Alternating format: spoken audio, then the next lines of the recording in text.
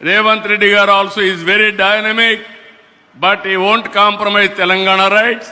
I am also impressed about it, but we have to protect our interest. Finally, we have to work together for building this great nation. So I am very happy today.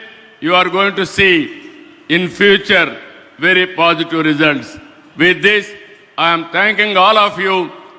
రెండు నదుల కలయిక తుంగభద్రగా మారి 3 రాష్ట్రాల్లో లక్షల మందికి జీవనోపాధి కల్పిస్తున్నాయంటే ఇది మన అదృష్టం అని చెప్పి కూడా నేను మీకు తెలియజేస్తున్నా. అలాంటి డ్యాముకి 19వ గేటు కొట్టుకొని పోతే ఇమ్మీడియట్ గా ఆంధ్ర నుంచి మేము స్పందించడం, ఈనాటి ముఖ్యమంత్రి ఆనాడు ఇరిగేషన్ మంత్రిగా ఉండి చాలా చొరవ తీసుకుని ఇమ్మీడియట్ గా స్పందించారు. వారిని మనస్ఫూర్తిగా అభినందిస్తున్నాను. ఇది 70 సంవత్సరాల చరిత్ర కలిగిన ఒక ప్రాజెక్టు. ఈరోజు ఆ గేట్లు మార్చాం.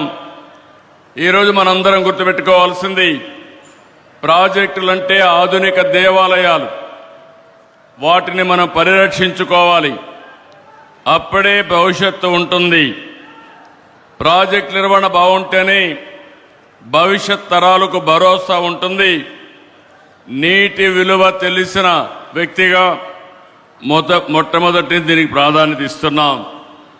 కర్ణాటకతో కలిసి 50 కోట్ల రూపాయల అంచనాతో పనులు ప్రారంభించాం. 42 కోట్లు ఖర్చు పెట్టాం. ఈ ఒక్క గేటే కాదు, 33 గేట్లు బాగా రిపేర్ చేస్తే బాగుంటుంది, రీప్లేస్ చేద్దామంటే ఇమ్మీడియట్ గా మంత్రి గారు శివకుమార్ గారు దాన్ని ముందుకు తీసుకెళ్లారు.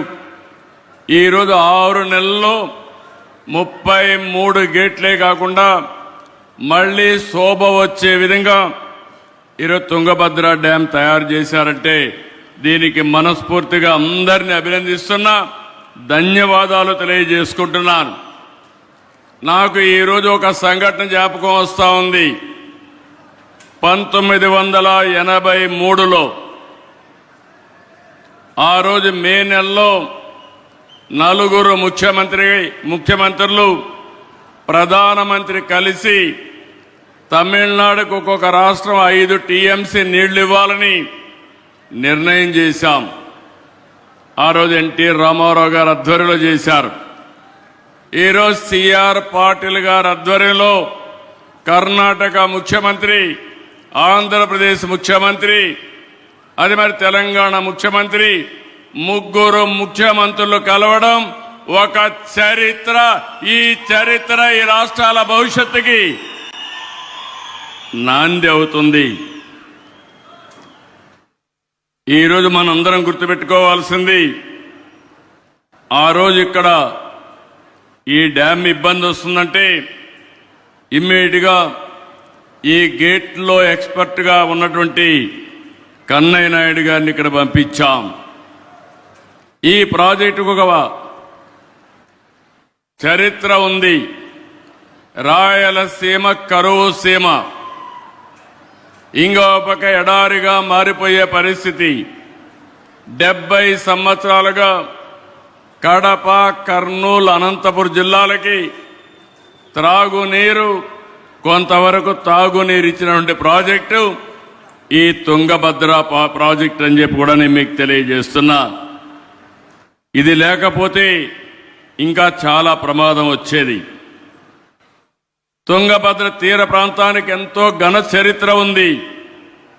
విజయనగర సామ్రాజ్య వైభవానికి జీవం పోసింది. హంపి సామ్రాజ్యానికి సహజ రక్షణ కవచంగా నిలిచింది తుంగభద్ర.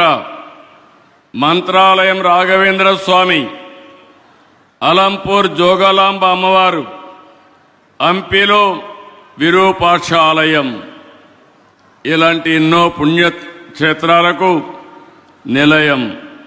నీరు ఉంటేనే చరిత్ర, నీరుంటేనే నాగరికత. అందుకే జన వనరుల సంరక్షణ, సమర్థ నీటి నిర్వహణ మనందరి బాధ్యత. ఈ సందర్భంగా I want to explain one thing. Under Honorable Prime Minister Narendra Modi's leadership, country is moving very fast. Every time I am saying, right man, right place, right time, that is Narendra Modi. That is where India is moving on fast track. As Prime Minister, we are able to achieve so many achievements. If we see national highways,